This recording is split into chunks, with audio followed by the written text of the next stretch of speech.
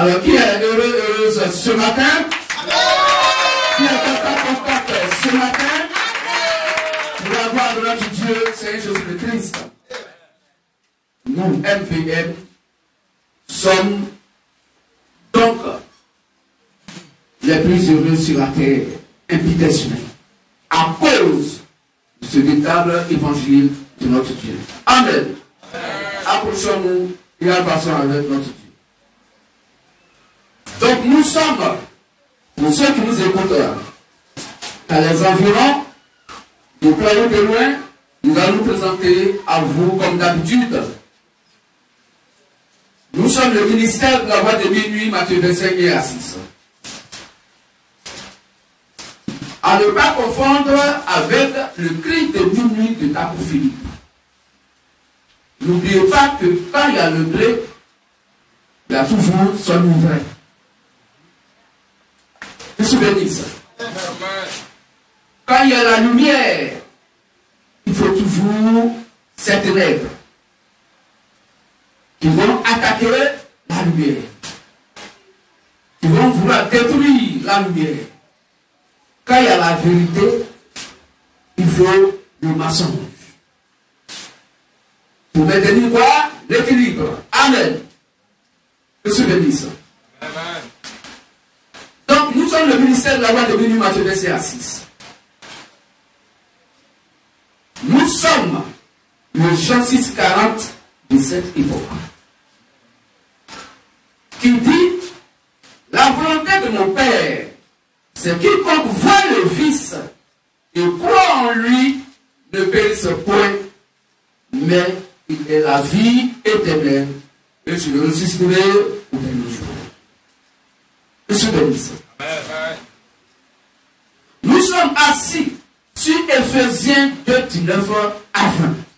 C'est notre fondement. L'évangile, la doctrine de Christ, que le Seigneur Jésus le Christ a laissé à ses premiers disciples appelés les apôtres. Et de par notre frère, notre précieux frère, Paul, du temps de l'âge de l'église d'Éphèse, celui-là qui fut le premier apôtre, le premier prophète majeur de cette âge d'église des nations, à qui Christ a confié l'évangile concernant les nations. Amen. C'est eux, l'évangile que Christ a prêché au travers d'eux, que nous prêchons aujourd'hui.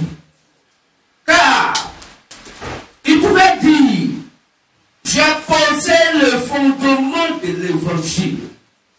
J'ai posé le fondement comme un sage architecte. Et quelqu'un vient pour bâtir dessus. Donc Paul, en tant que prophète, savait que après lui, il devait certainement en avoir d'autres.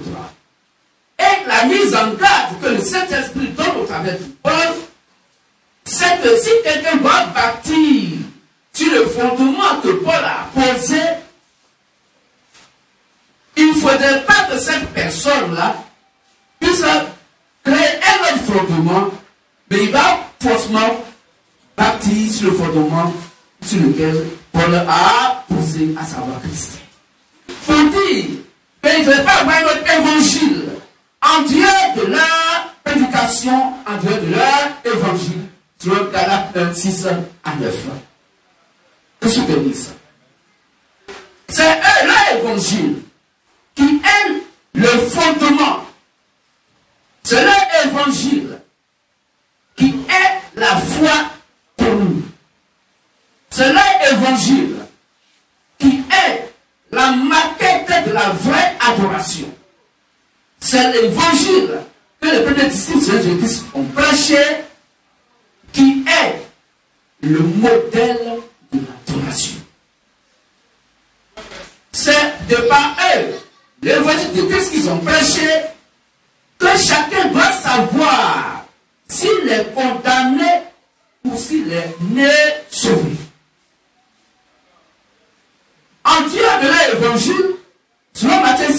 18 à 19, toute personne qui a une adoration en dehors de leur adoration est un condamné, est un maudit, est une condamnée, une maudite.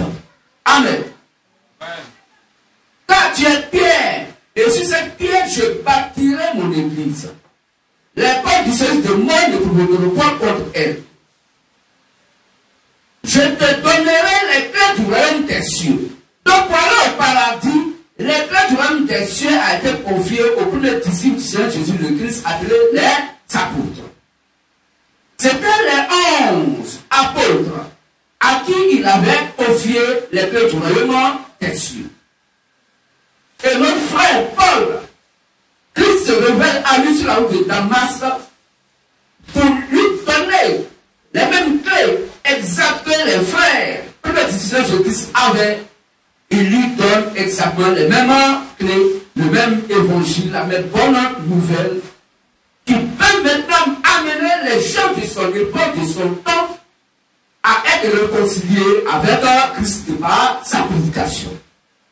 Qu'est-ce que vous dites? Raison pour laquelle Paul, prêchant en Asie, est quitté là-bas pour venir vérifier si ce qu'il prêchait là-bas était en accord avec la prédication des premiers disciples du Seigneur Jésus le Christ. Qu'est-ce que vous dites ça? Quand nous lisons Galates 2, avant verset 1 jusqu'au verset 8, vous comprendrez qu'il est venu comparer l'évangile et il a compris que Dieu a établi Simon Pierre apôtre pour les circoncis et lui Paul apôtre pour les nations, pour les païens appelés les incirconcis. Amen. C'est l'évangile, frères et sœurs, que nous MVM, que nous prêchons à cette heure. Parce que Dieu n'enverrait personne d'autre pour apporter un évangile différent de leur prédication selon Galates 6 à 9. C'est pourquoi la Bible nous parle de 7 prophètes messagers selon la Sainte merveilleuse et merveilleuse Bible depuis Apocalypse 1, verset 11, qui nous parle des 7 âges de l'église des nations. Qu'est-ce que vous dites ça? Où Dieu a envoyé 7 esprits appelés les 7 prophètes majeurs messagers. Pour Paul fut le premier de l'âge de Éphèse et le 7e et dernier prophète messager, notre frère, notre précieux frère, William Marion Branham, qui est né en 1906 et il est mort en 1965. C'est son évangile qui court jusque vers le soir, jusqu'à minuit. C'est cet évangile que nous, MVM, nous prêchons à cette heure par pure révélation, sans lecture des brochures de Branham, sans donc connaissance de ce message avant de par le quartier général de notre Dieu, de par notre précieux frère Saba Tatier Etienne. Lui qui a reçu ce message, cet évangile glorieux par pure révélation, sans lecture des brochures de Branham. Qu'est-ce que vous dites? Amen. Frères et sœurs, selon le livre d'Apocalypse 17, 11, la Bible dit que à cette heure où nous sommes au milieu de la nuit, il n'y a plus de prophètes majeurs messagers. Car notre Dieu, le Seigneur Christ Jésus, a parlé des 7 prophètes messagers et les 7 ont fini leur travail et ils sont partis. Selon Matthieu 24, 36, quelqu'un viendrait sur la terre. Après le passage des 7 prophètes messagers, quelqu'un allait venir. Abraham l'a si bien dit que quelqu'un viendra après lui. Mais pour savoir que celui-là est dans la vérité et que ceux qui ont cru le message d'Abraham puissent avoir la confirmation que c'est cette personne, toutefois que la personne donc est dans les Saintes Écritures, en accord avec la Sainte Bible, et que cette personne est en accord avec la prédication du Branham, suivez-le. Qu'est-ce que vous dites? Qu'est-ce que vous dites? Donc, frères et sœurs, le temps des prophètes messagers, le temps des prophètes majeurs messagers est donc terminée. Branham est le tout dernier. Et nous, MVM, nous croyons au message que Branham a prêché. Donc nous sommes le 17 avril de minuit, Matthieu 25 et 6, qui, à cette époque du temps, donc du milieu de la nuit, pour dire une époque où des gens vont dire qu'ils adorent Dieu. Et il y a la Sainte Bible, mais ils vont l'expliquer avec la pensée humaine, avec la tradition des hommes, avec la philosophie humaine, avec l'intellectualisme, parce qu'ils sont allés à l'école et qu'ils comprennent bien français. Alors ils peuvent lire la Bible et l'expliquer en français en utilisant le dictionnaire Robert. La Bible dit que c'est à cette époque-là que nous sommes au milieu de la nuit. Parce que la pensée humaine est ténébreuse selon Dieu. Selon Matthieu 16, à partir du verset 23. Que se dit ça? Amen. Car vos pensées ne sont pas mes pensées et vos voix ne sont point mes voix. Isaïe 55, à partir du verset 8 à 9. Matthieu 16, 23 dit, arrête de moi, Satan, quand tu mets un scandale, parce que tes pensées ne sont pas les pensées de Dieu, mais tes pensées d'homme. Pour dire l'être humain à la pensée de Satan. Qu'est-ce que tu dis ça?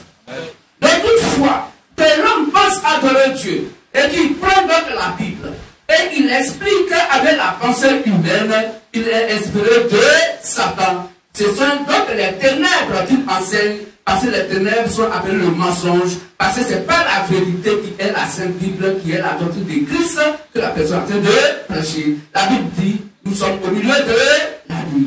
La nuit est en quoi? Le mensonge. Parce que la pensée humaine va dominer dans les fameux de prières habituellement appelées les églises, où des soi-disant hommes de Dieu vont enseigner dans leurs fidèles la parole que eux-mêmes ils ont appris et fabriquée par la pensée humaine. La Bible dit nous sommes au milieu de la nuit. Que se bénisse. Amen. Au milieu de la nuit, on cria, voici l'époux, allez à sa rencontre.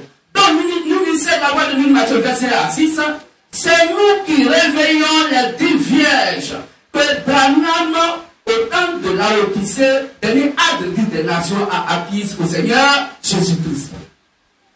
C'est nous, ministère de la voix de nous, Matthieu 25 à 6.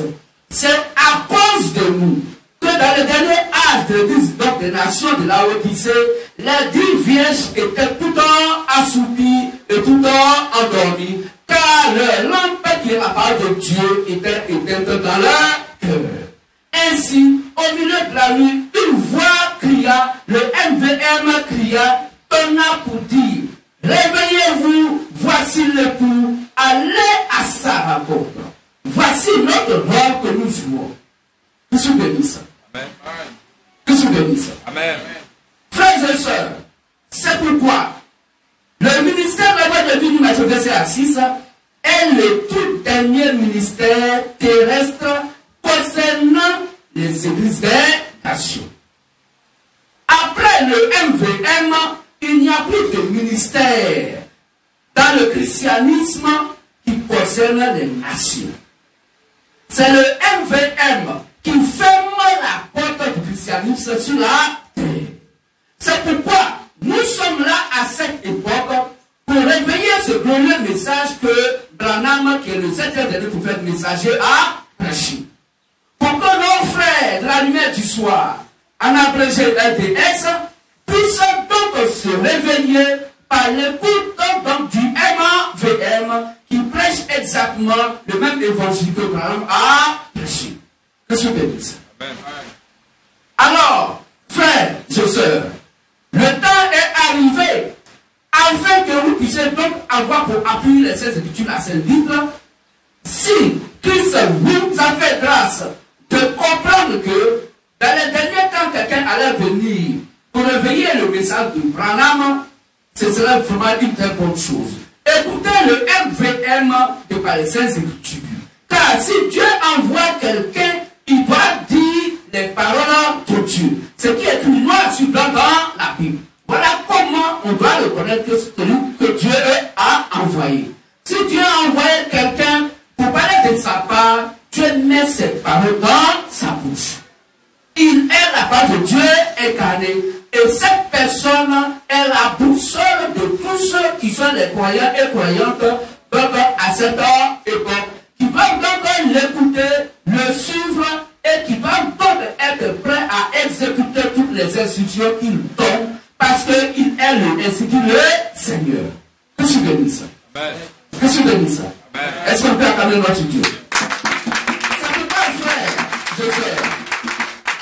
Le message que notre Dieu nous donne, le thème du jour, prenez vite et je ferai pour noter et après grignoter donc ce message avec la Sainte Bible, ceux qui peuvent enregistrer et réécouter chaque fois parce que ce message est un glorieux message qui va nous amener à comprendre beaucoup mieux la doctrine de Christ de cette époque à notre époque qui est le MVM et surtout le quartier général de notre Dieu qui est donc notre précieux frère Zappa Tatier Etienne. Que je bénisse. N'oublions pas que Dieu ne change pas sa manière de faire.